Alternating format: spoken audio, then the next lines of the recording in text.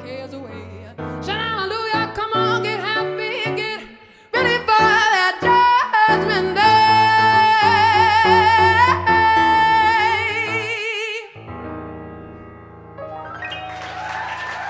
Thanks very much.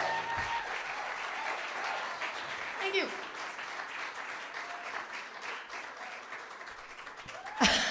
Playing with your mic again, Rachel? Come on. You're just like a kid. Yep. Nothing changes. Yeah. I do want to thank you for coming and gracing us with your presence, and that is not an exaggeration. Thank you.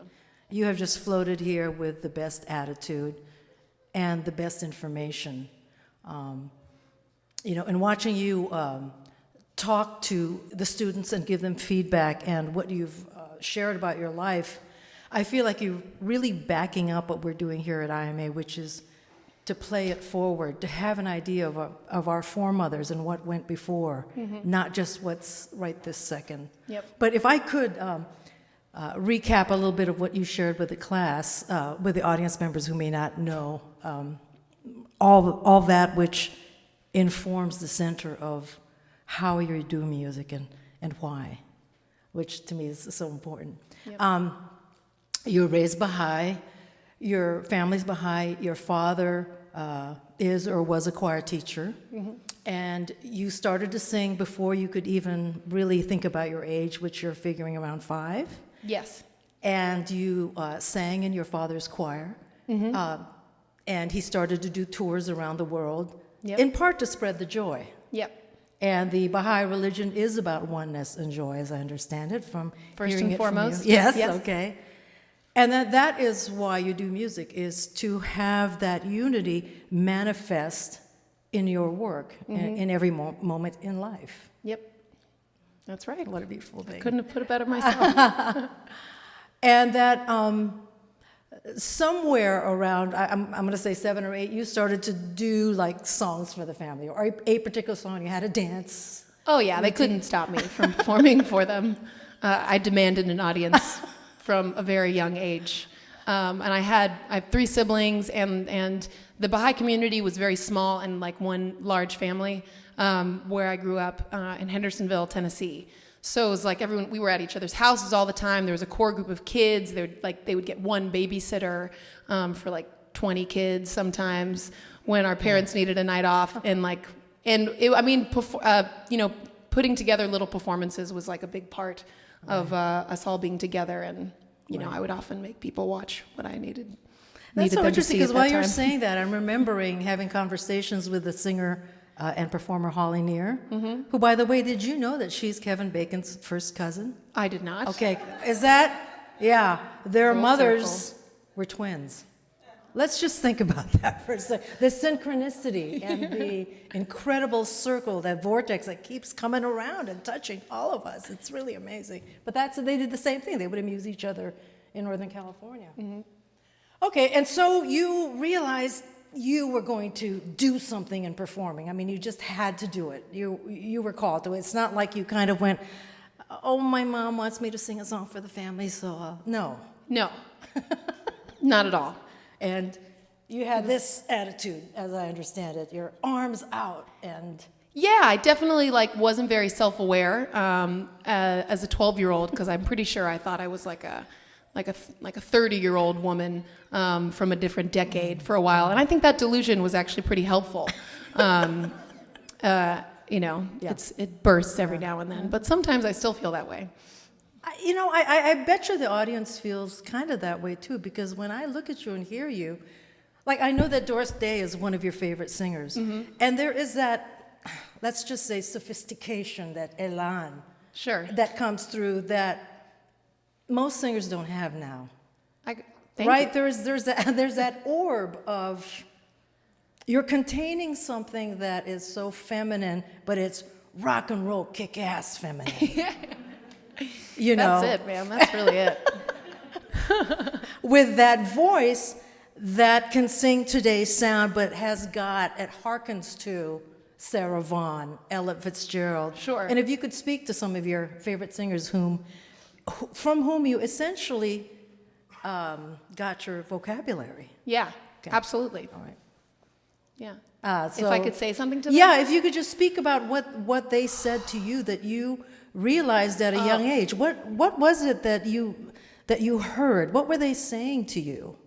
It's so hard. I can't really remember when I was, because I was about 5 when I started listening to Ella Fitzgerald, and it's hard to recall. I mean, I think I was struck initially by the beauty of it, like just visually from watching Doris Day. You know, I think I saw it and I just latched on to how beautiful she looked when she was singing, and how easy it looked. And I think that for a 5-year-old, that makes sense to me. That's maybe what I latched onto. But they were so, I didn't really see that in any other type of music, probably. So because I was attracted to that, then I kept listening to that type of music. Like if I turned on the TV and watched like a music video on MTV, like I didn't see that. That sort of poise and that sort of control from singers at the time. So, I think that's probably, that's all there was like that. Like if you were going to go for that vibe, and because I was so into that, it just made sense that I would keep listening to jazz. And I mean, my father was a huge part of that because he loved jazz so much. Like his grandfather loved jazz so much. My grandmother, like it was a big part of the family, that style of music. And so I think also it passes down from, I think it just happens, not genetically, but you know what I mean? Yeah, I do. You just sort of receive these gifts from your family, even the ones members you didn't know.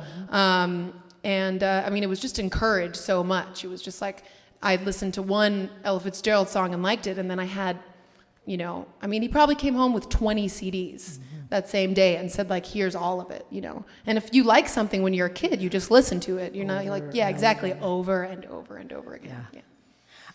Well, let me speak to something that you just said earlier, which is Doris Day made it look so easy. Okay? There is so much in that because you make it look easy. And yet, I know going to part 2 or vision 2 of seeing you this weekend, that you very well know your craft and you've worked so hard at it. And singing these types of songs is not easy at all. And 2 of the things that I notice is pitch, you're always on, and breath control. And, I love reading autobiographies of other singers or artists. And I read, this one was either a biography or autobiography on Frank Sinatra. And one of the things that totally struck me was that he studied with a horn player for a year just to learn breath control. Okay, so when he sang that long note that sounded so relaxed, I got a cigarette in my hand and a scotch in the other. In fact, one of the things he done was worked really hard for a year with a horn player. And you know what that's like, translating your instrument into another instrument, and how do you get that which needs to be done on that translates into how you control and do your art. So I'm just wondering if you could speak to who your teachers have been, or has that come to you more naturally than to others, maybe? But I know you've worked really hard and you know what you're talking about. Sure. Okay. I think that a big part of it has been movement. I think that the body is 100% connected to everything that, comes out of my mouth when I'm singing. And because I had such a strong visual of these singers, because we have this like amazing body of work of watching Judy Garland and Doris Day and singers like that, that really could sing that well and dance at the exact same time. I'm not a dancer. I've never been a dancer, but those 2 always went together for me as a child. So I was always mimicking them.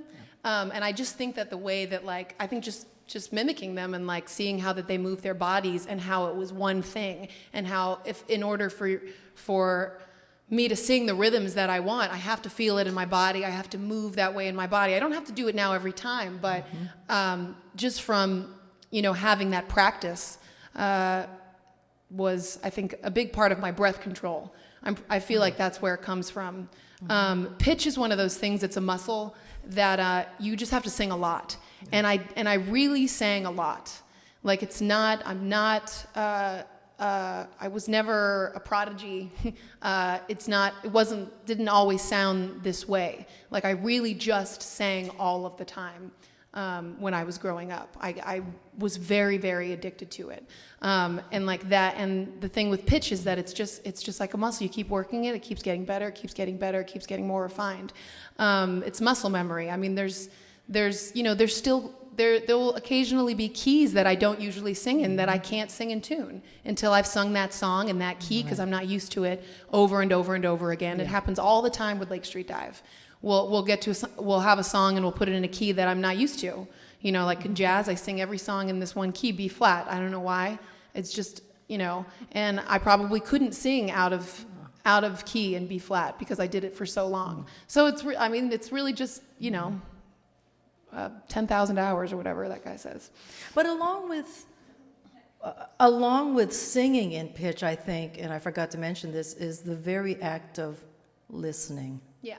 Critical listening. And I'm just going to mention that I noticed that a lot of the girls who come to camp don't understand that that's essential to singing in pitch, that you actually have to listen, which means you have to slow down. Yeah. And you have to take the time. Mm-hmm. And then if you're not in pitch, you have to correct without beating yourself up. Yeah. Right? That it's a constant process. It's, in fact, a lifelong process. There's no time when you're not working on all of the above. Am I right? Absolutely. Mm-hmm.